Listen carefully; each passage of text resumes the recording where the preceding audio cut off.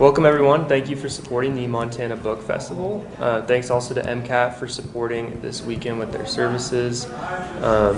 Sorry for the delay. We had a little bit of confusion with the technical, but we're all kinds of good now. Would you join with me in welcoming Johanna Stobarak to Missoula?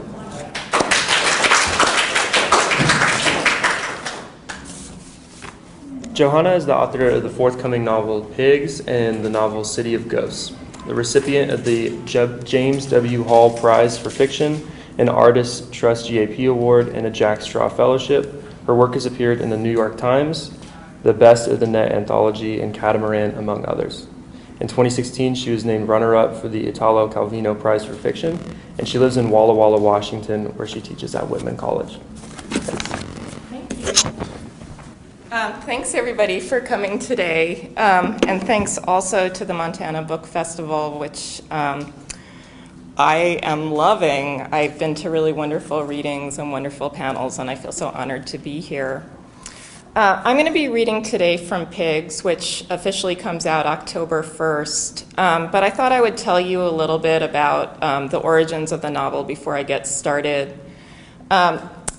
The novel takes place on an island that serves as a receptacle for all the world's garbage.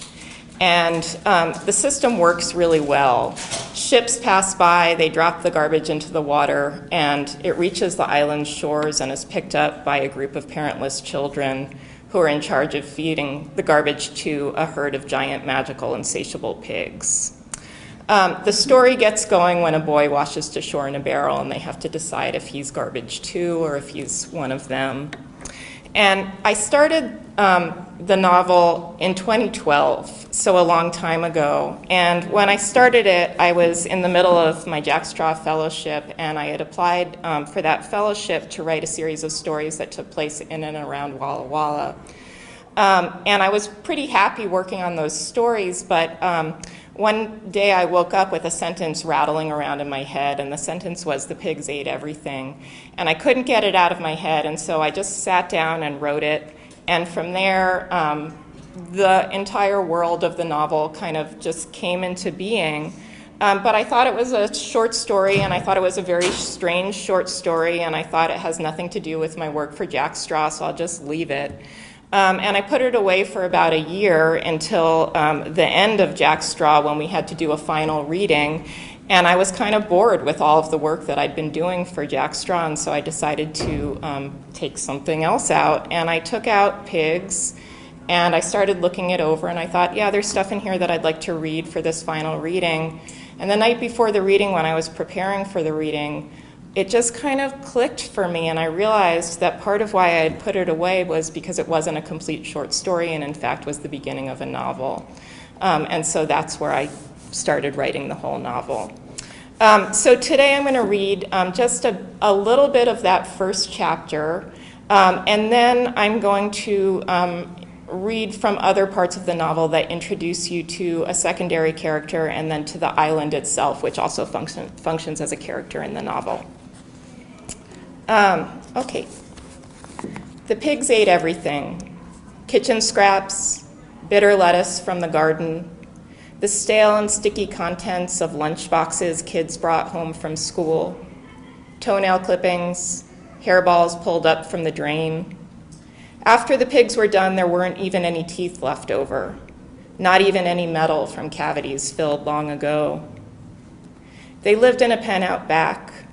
The land was rocky but spacious, and the pen had been tucked in a corner out of sight for more years than any of the children could remember.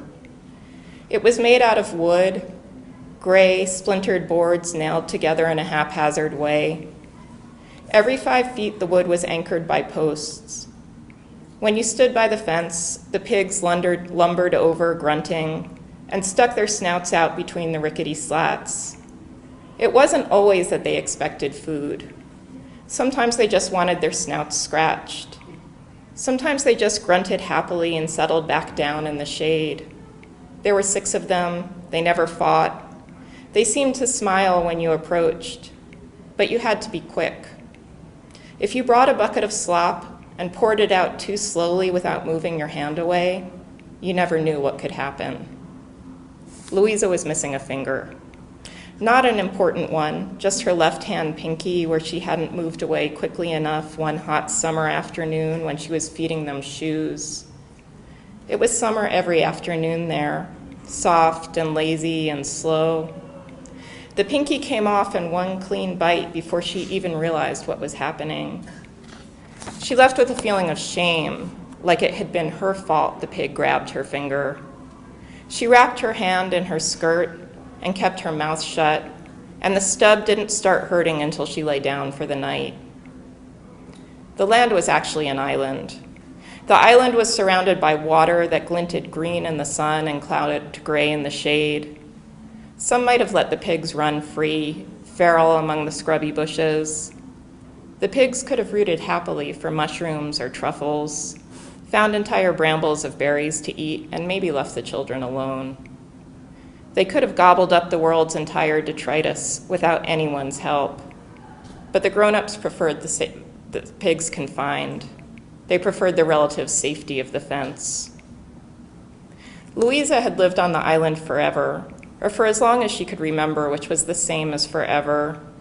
There were other children, 2, 3 of them. Andrew, who sang in his sleep and had straw-colored hair. Mimi, who was older, or at least taller than the rest, and who liked to pretend she knew more about the world than anyone else, and who couldn't grow her hair long no matter how hard she tried. There was even a toddler. They called her Natasha. Her head was covered with loose blonde curls. She couldn't have been more than 3, and she giggled every time she heard the grunting of the pigs. They were all afraid of the gray water, of the sea in a mood of despair. It wrapped the island like a scarf made of grief. It made you choke with tears to touch it. The children slept together in a whitewashed one-room hut. They each had a space on the floor. It was comfortable and clean, and they were so used to each other that they never felt crowded. Mimi sometimes said she was getting older and needed more space, but the rest of them were happy to move over and let her have it. They didn't have beds, but they'd never heard of beds, and who needs beds anyway? They had blankets, they had pillows, they had mice that skittered along the edges of the room and ate breadcrumbs from the tips of their fingers. The children ate fish for dinner every night. They picked berries and searched for bird eggs and kept watch from high rocks for sails and garbage on the horizon, except for Louisa. The distance always blurred for her. Sometimes she wished she could get out on the water, get up close to those ships and find out where they came from. There was no way to tell from far away. But it was just a dream, and she never mentioned it to any of the others. Even in her head, she couldn't figure out how to make a seaworthy craft. It didn't take long for Louisa's finger to heal into a nice, neat stump. She rubbed it sometimes and whispered to herself that it was time to grow up and stop being clumsy. She tripped over things easily. She didn't notice roots or loose rocks or places where the earth buckled. She'd kick the ground in frustration and end up hurting her own foot. It was her fault she'd lost a finger. The pigs were fast, but if she'd been a little more agile, they'd have snapped at air. She wondered what she'd tasted like. She hoped she tasted good, but not so good that the pig would want more. She tried to remember which one it was that had snapped at her, but even though she was pretty sure it was the one with black spots, she wasn't sure enough to say. Sometimes the children tested what the pigs would eat: the leather flaps of shoe tongues, the bent frames of glasses, Mardi Gras beads, tin cans, pistols, cap guns. There seemed to be no limit to their appetite. The children would stand a few feet away from the fence and toss whatever they were testing high into the air. The pigs moved with an unexpected grace, opening their long mouths and catching whatever came sailing down directly between their teeth. The pigs were remarkable. The children watched them with amazement, their own mouths open, their hands now empty, coming together of their own will to clap. Hubcaps, the tassels off bicycle handlebars, empty jars of mayonnaise, gone, all gone in seconds. The grown-ups on the island frowned at the children and never even pretended to help them with their chores. They drank espresso and smoked cigarettes and plugged their noses dramatically whenever the children got too close. As far as the children could tell, the grown-ups never cooked. It's not that they don't know how, Mimi said. She grabbed every opportunity to be the expert. It's that they don't need to. Food appears. Why should they slave over a hot stove? But what do they do, Louisa said. What do they talk about all day long? Do they ever watch the pigs? Andrew asked. Natasha gulped and puffed out her toddler's cheeks. Nobody had the courage to ask. When Natasha fell into the gray water and came out covered in spots and filled with an unquenchable thirst for a parent that even Mimi couldn't solve, the grown-ups flinched at the sight of her. What are they here for, Louisa said. Sometimes she thought, maybe we should just feed them to the pigs. Ships passed by from time to time, usually large cargo ships, but sometimes ocean liners. It was possible the island looked beautiful from a distance. When a ship edged onto the horizon, the children ran to the top of the highest rock and waved. They made Andrew take his shirt off, and Mimi circled it above her head. They didn't shout. They knew their voices weren't strong enough to carry all that way, and they didn't really want the grown-ups to hear them. Not that the grown-ups had ever shown they'd cared. But this was private, and they'd agreed to do it in silence. Only once it seemed that they'd been sighted, but the only difference it made was that a barrel washed up on shore instead of the usual junk. They spent an entire day trying to pry it open, and when they finally got inside, all they found was another child, sleeping. His name was Eddie. If there had been a mirror, Louisa would have known immediately that he was her twin. As it was, she had to rely on the other children to tell her, and even then, she couldn't believe she looked anything like this pale, sleeping kid. His hands looked like they were made of wax. She couldn't imagine him ever doing work. It took him a long time to wake up. He didn't know how he'd gotten inside the barrel. He had a hard time remembering how to talk. He was even more afraid of the water than the rest of them, and when the pigs saw him, they went absolutely wild. Don't get too close, Louisa told him. They think you're food. They don't know you yet. Stand back and throw this over the fence. She handed him a stale turkey sandwich, but instead of tossing it, he opened his mouth and took an enormous bite. Mimi hit him hard across the head. Are you crazy? She said. You don't eat what's meant for the pigs. My whole time here, I've never seen a kid stupid enough to do that. Spit it out. Spit it out right now and see if you can fix the idiot thing you've done. She held her hand out. He turned away from her and kept chewing. The pigs were rushing back and forth, throwing themselves against the fence. Natasha started crying. Andrew picked apricots off the closest tree and threw them in to try to calm the pigs down. They jumped for the fruit, and it seemed they jumped higher than anyone had ever seen them jump before. They practically looked like ballet dancers. Any higher and they'd be over the fence. Throw them the sandwich, Mimi said again. But Eddie stuffed the last piece in his mouth and turned his back to the pigs and headed up the path to the hut. When the other children got back, they found him trying to push the boards of the barrel back together. In their rush and difficulty to get it open, they had pulled out nails and splintered the wood. Now Eddie seemed to think, incorrectly, that there was some possibility of repair. So that's about a third of the way through the first chapter. And I'm going to skip ahead now to the second chapter, which is quite short and which introduces an adult character who's very different from the grown-ups mentioned in the first chapter, who has his own storyline that converges with the story of the children about a quarter of the way through the novel, and puts him in a fair amount of jeopardy. Otis couldn't stop crying, even though he knew he was wasting whatever liquid his body had left. His eyes were full of sand. The tears washed the grit from his eyes, which was some consolation, but not enough. At least it restored vision, which after 5 days drifting on the lid of a packing crate at sea was a pretty big deal. If he lifted his head slightly from where it was wedged into the sand, he could see the coast, rocky, dry, dotted with bursts of purple flowers pushing out of cliffs. Maybe enough driftwood on the beach to build a shelter. There were birds, seagulls anyway.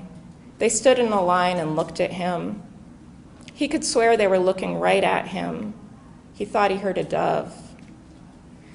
He crawled away from the water, and his body left a long track behind him on the sand. He had no idea how long it took to be able to stand up, but it happened.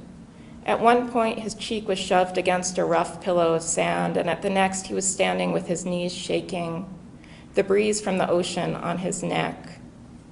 Even though it had happened 5 seconds ago, he couldn't say how he'd gotten from one position to the other.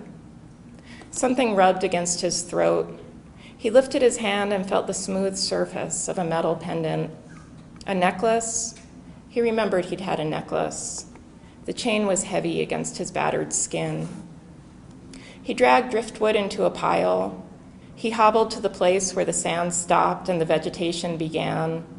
He listened and heard a stream and bushwhacked through thorny bushes until he found fresh water.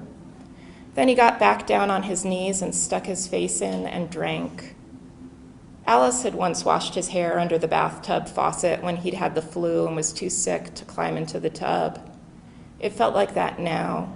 Head in the stream, water in his mouth. It felt like someone loved him.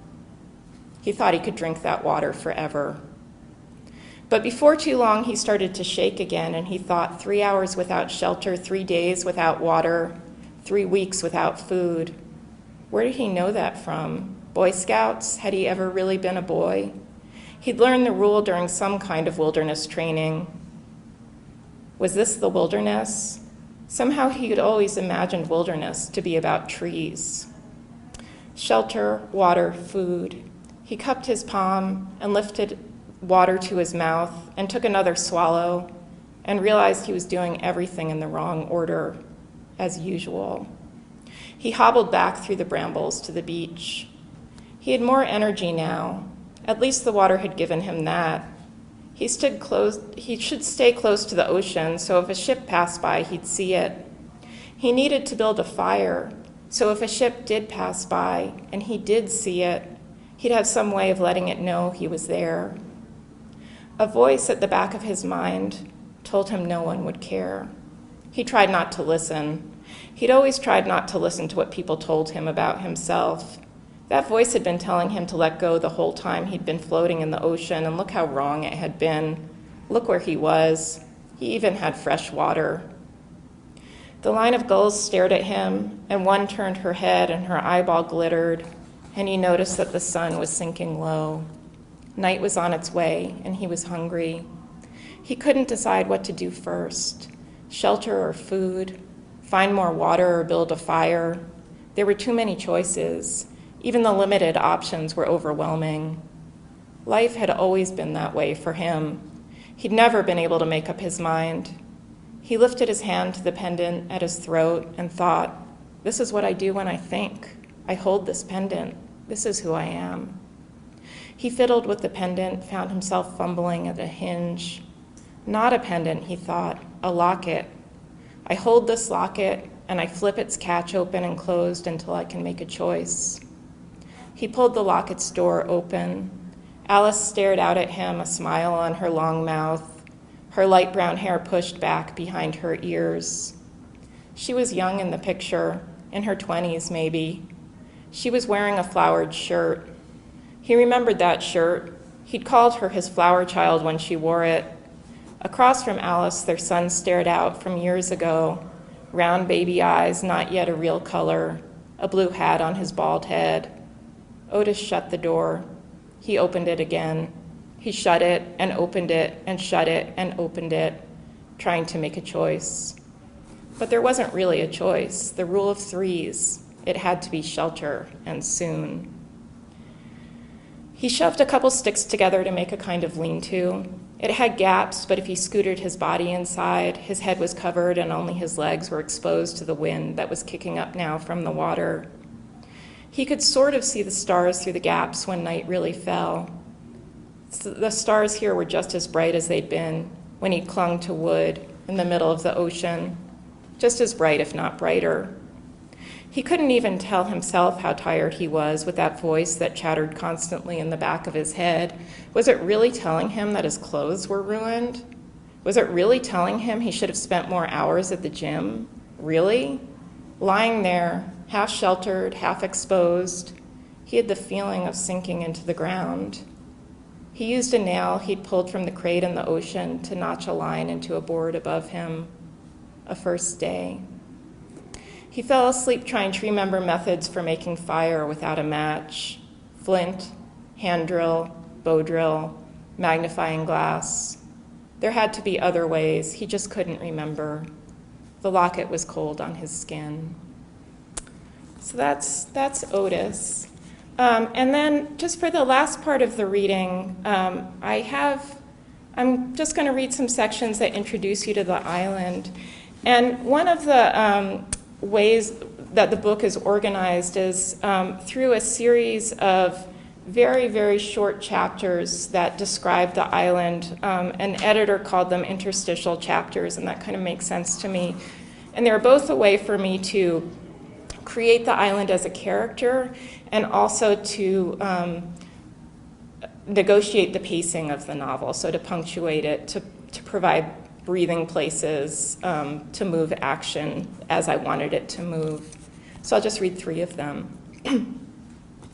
From a distance, the island looked so small that ocean liners moving past described it to their passengers as nothing but an unnamed, uncharted outcropping of rock.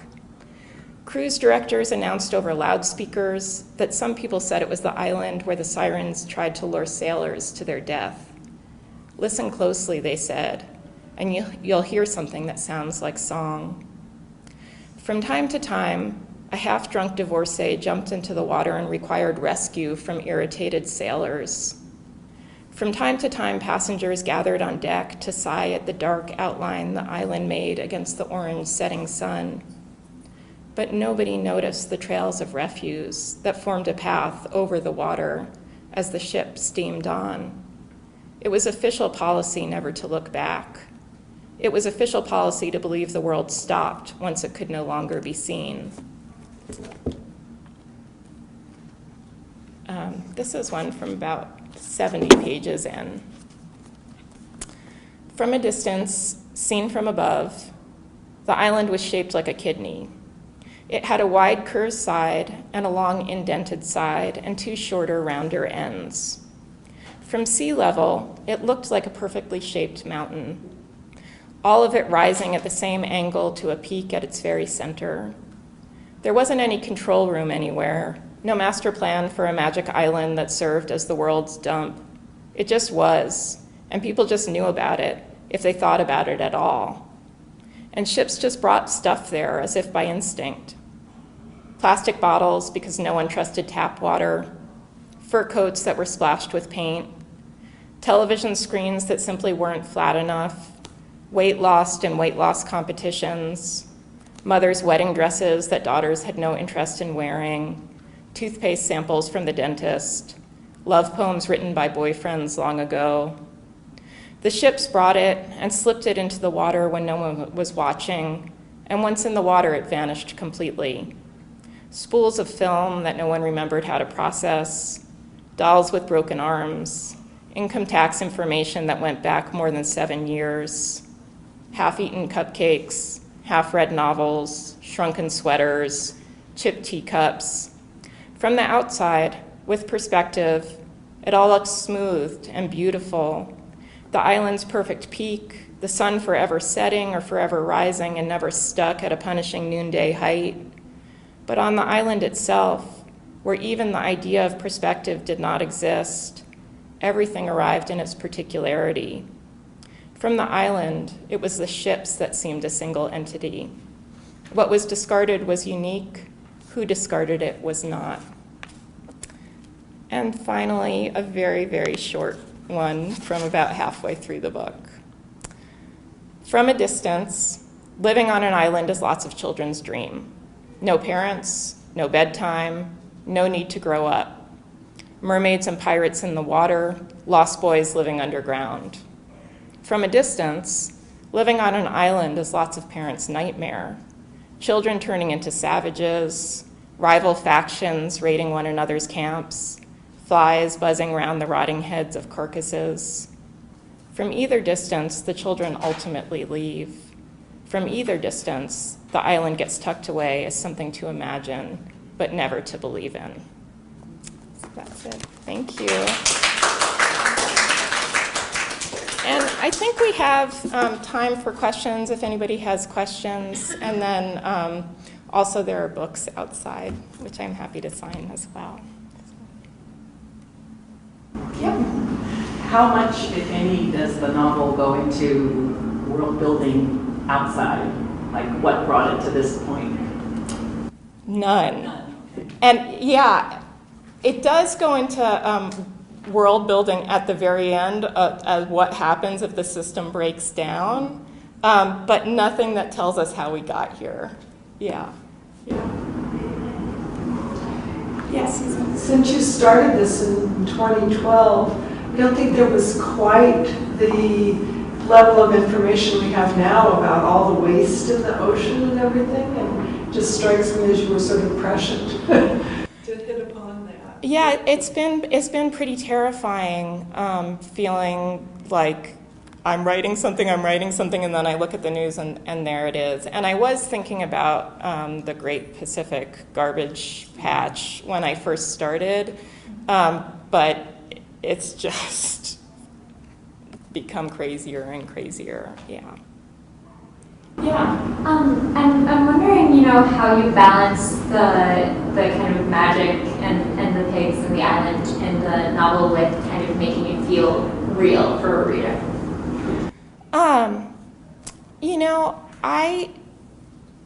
I think that it just comes through from a conviction on my part that it's real, and also the kind of matter-of-factness with which the magic gets introduced. So the magic doesn't get introduced as something out of the ordinary. It's just in the ordinary system. And I think that is it does the balancing on its own in that way. Or I hope it does. Yeah. Okay, well, thank you very much for coming.